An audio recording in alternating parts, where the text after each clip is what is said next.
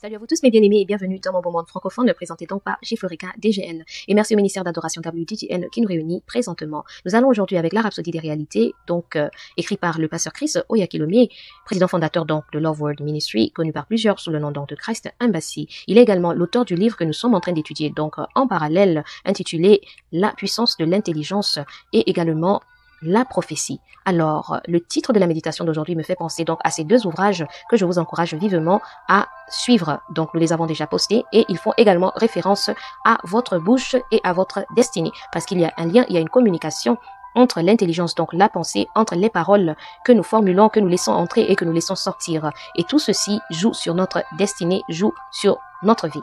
Alors, dans le livre de Marc, le chapitre 11, le verset 23, Jésus nous dit « En vérité, je vous le dis, si quelqu'un dit et ne doute point en son cœur, mais croit que ce qu'il dit arrive, il le verra s'accomplir. » Alléluia. De tous les dons naturels que Dieu nous a accordés, la capacité de parler ou d'utiliser les mots est la plus grande de tous. C'est ce qui contrôle et c'est ce qui détermine le reste donc de votre vie. Vous êtes ce que vous dites. Vos paroles vous localisent et déterminent votre destinée. Dans notre verset d'ouverture, nous lisons les paroles de Jésus et il a dit « Vous aurez ce que vous dites ». Et quand nous lisons dans le livre donc de Proverbes, le chapitre 18, le verset 21, il est écrit « La mort et la vie sont au pouvoir de la langue. Si vous allez vivre ou mourir, cela dépendra donc de votre bouche. » Les paroles que vous déclarez.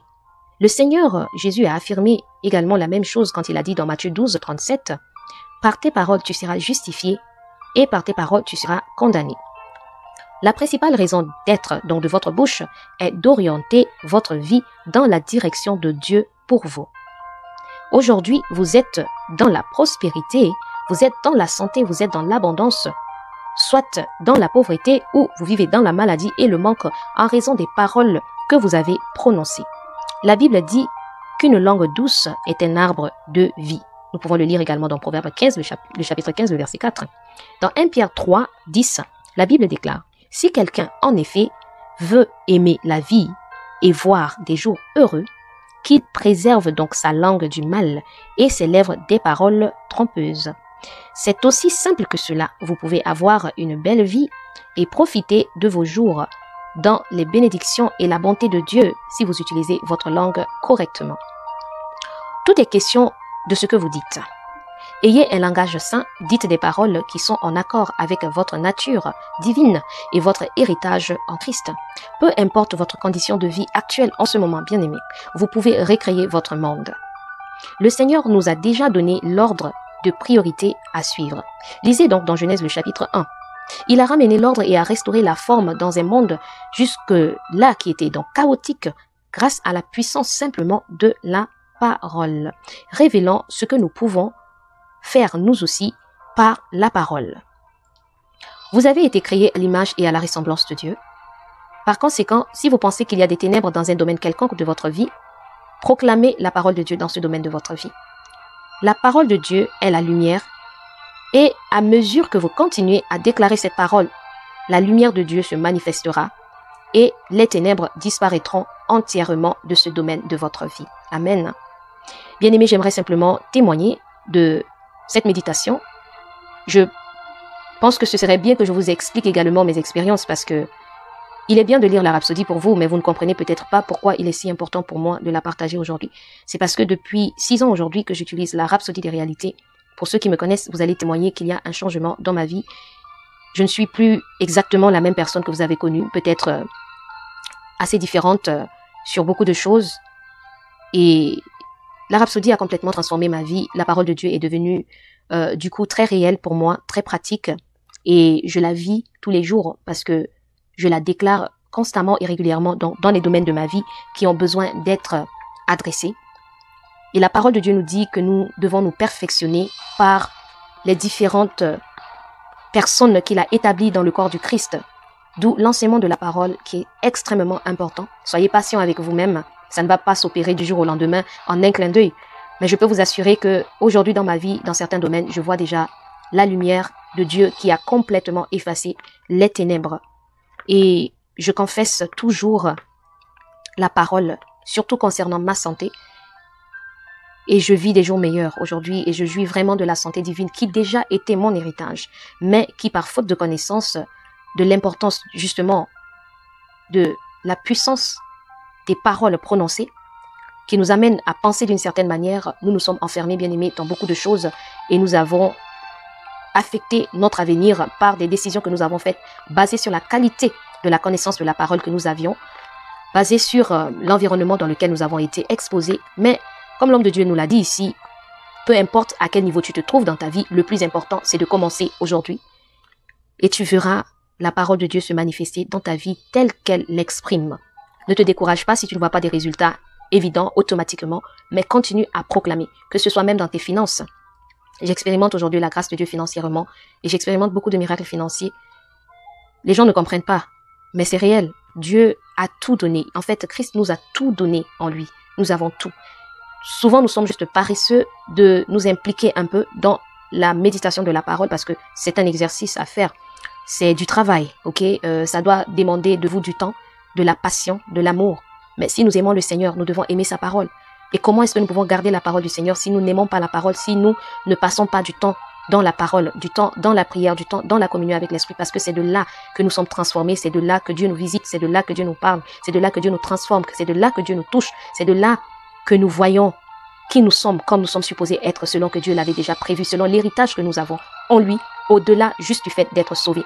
La parole de Dieu nous déclare que nous sommes supposés prospérer à tous égards. Alors, quand on parle de tous égards, c'est qu'il y a plusieurs domaines de votre vie dans lesquels vous êtes supposés prospérer.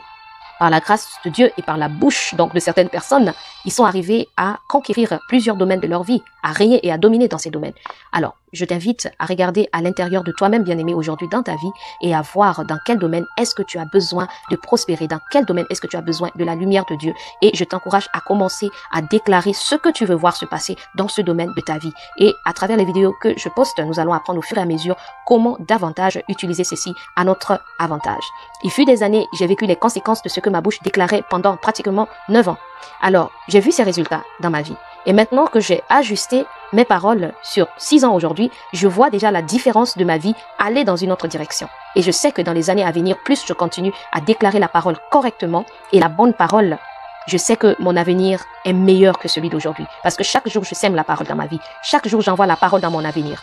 Et cette parole va produire les résultats merveilleux pour ma vie, pour mon avenir, au nom de Jésus. Je t'invite donc à faire cette prière avec moi, bien-aimé. Cher Père, je te remercie pour le don et la puissance de la parole. Ma vie est belle, ma vie est excellente et pleine de gloire. Mes paroles sont saines parce que l'Esprit m'apprend à m'exprimer. J'ai la vie de sagesse qui est à l'œuvre en moi et j'exprime cette sagesse tout le temps. J'accomplis glorieusement ton dessein dans ma vie. Au nom de Jésus. Amen. Bien-aimé, si tu pries en langue, je t'invite donc à prier en langue. Les godis kabarahan sont taranande kezotaya. Les goucha cantalamande ketos katiraba son trono adria hatus. Que son pranaka unka korodus ekronos. Prandos ki vrononke arakashu tarana jintreni. Bridakos mantaliko shakatu masante. Père, je te dis merci de ce que ta parole œuvre en moi chaque jour. Elle produit des résultats au nom de Jésus. Merci de ce que, Seigneur, chaque parole que je déclare est consciemment réfléchie afin d'être en accord avec ta parole, pour qu'elle produise ce qu'elle est supposée produire dans ma vie. Tu as prévu pour moi que des projets de bonheur et non de malheur. Tu souhaites que je prospère à tous égards. Merci Seigneur de ce que, par la connaissance de ta parole dans ma vie, je règne et je domine dans les différents domaines de ma vie. Au nom puissant de Jésus. Amen. Amen. Bien-aimé, si tu veux continuer donc la lecture approfondie, je t'invite donc à poursuivre dans le livre de Proverbes, le chapitre 13, le verset 3. Jacques, le chapitre 3, le verset 3 à 5. Également dans 1 Pierre, le chapitre 3, le verset 10. Et pour la lecture donc de la Bible en un an, nous avons la référence ici de Colossiens, le chapitre 1, le verset 24. Et nous avons également Colossiens, le chapitre 2, le verset 1 à 5. Nous avons Ésaïe, le chapitre 46 et le chapitre 47. Et pour la lecture de la Bible en 2 ans, donc je vous invite à noter les références également. Jean 4, 30 à 42. 1 Roi, le chapitre 14.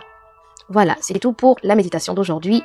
Merci à vous tous de vous être plongés avec moi dans mon beau monde francophone. Que le Seigneur vous bénisse, ainsi que toutes les nations que nous représentons. Et nous disons tous ensemble, au nom de Jésus, Amen. Sur ce, Jefloreka DGN vous dit à très bientôt. Et n'oubliez pas, je vous aime et demeurez bénis.